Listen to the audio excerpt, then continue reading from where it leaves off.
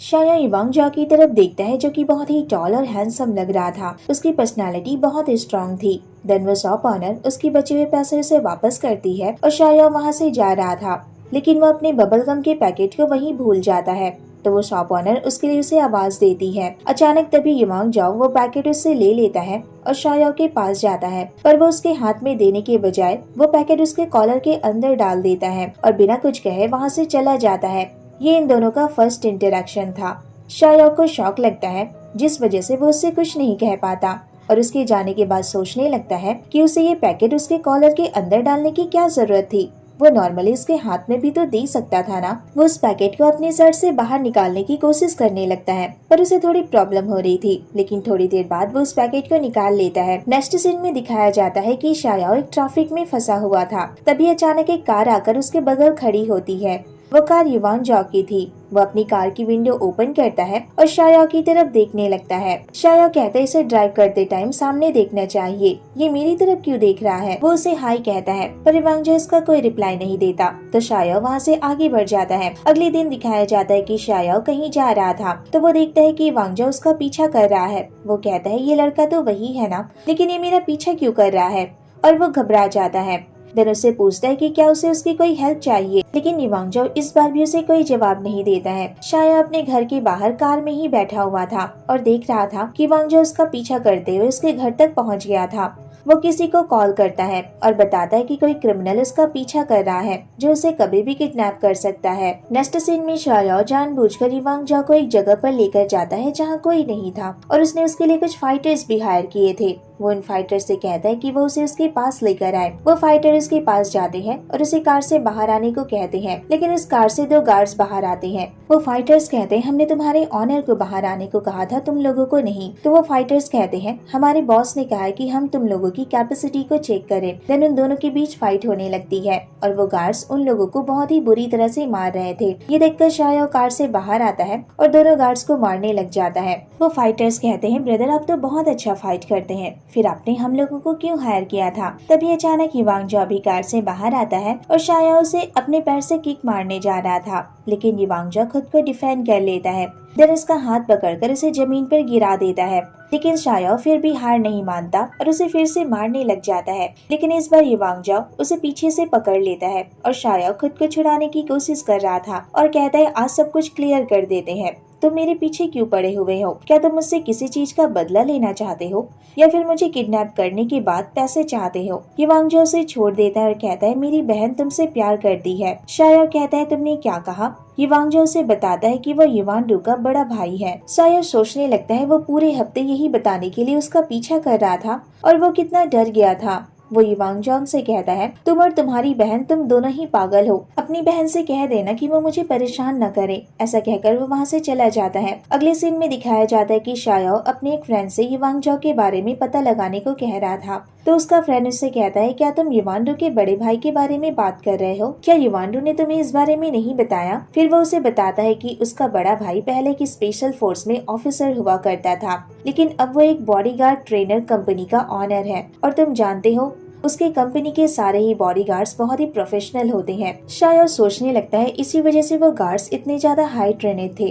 Then उसका friend उसे बताता है कि उनके क्लाइंट्स भी बहुत बड़े बड़े पॉप स्टार, पॉलिटिशियन और बिजनेसमैन हैं, और इवान जॉन्ग ने बचपन से इवांडू का ध्यान रखा है। वो उसका एक बड़ा भाई और उसके फादर के जैसा है। वो अपनी बहन से बहुत प्यार करता है, और अगर इवांडू सच में तुमसे प्यार करती है तो तुम उससे नहीं बच सकते। दूसरी तरफ इवांडू इवांग जॉ को शाया के निकनेम के बारे में बता रही थी और कहती है उसका निकनेम मॉन्क है।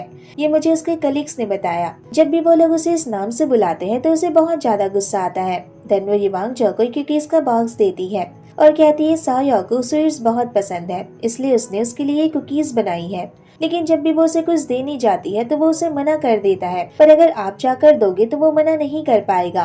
तो क्या ब्रदर आप मेरे लिए उसे ये कुकीज दे दोगे? शायद ये कुकीज खाने के बाद उसका पर्सपेक्टिव मेरे लिए बदल जाए। इवांग जब वो बॉक्स अपनी तरफ रख लेता है, इवांडू कहती है लेकिन इसे आप मत खा लेना, मैं तो भूल गई थी आपको स्वीट चीजें पसंद नहीं है। हिवांग जंग उसकी तरफ देखकर स्माइल करता है और बाहर जाकर वो कुकीज खुद ही खा लेता है। शाया अपने ऑफिस से बाहर आता है तो देखता है आज उसका कोई पीछा नहीं कर रहा था। ये देखकर वो बहुत खुश हो जाता है और अपनी कार स्टार्ट करता है।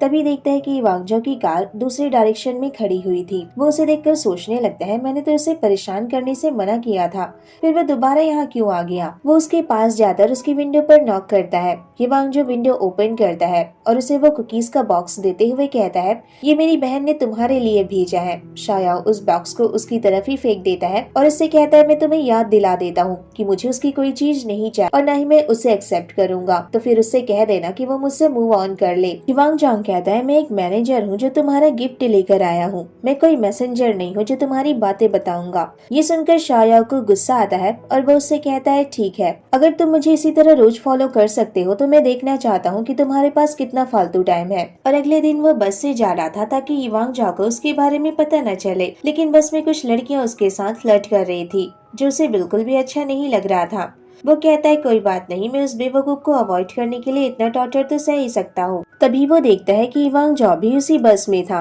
और वो उसे देखकर दूसरी तरफ चला जाता है। हिवांग जॉ लेकिन अभी भी उसी की तरफ देखे जा रहा था। ये देखकर शाया को थोड़ा अनकंफर्टेबल फील होता है। वो उससे कहता है वो मुझे इस तरह से क्यों देख रहा है और मौका मिलते ही बस से नीचे उतर जाता है। उसे लगता है वो इतनी जल्दी तो बस से नहीं उतर पाएगा, पर कोई उसके शोल्डर पर हाथ रखता है। वो पीछे मुड़ता है तो देखता है वो कोई और नहीं, वो हिवांग जॉ था। वो उससे कहता है तुम इतनी जल्दी बस से कैसे उतरे।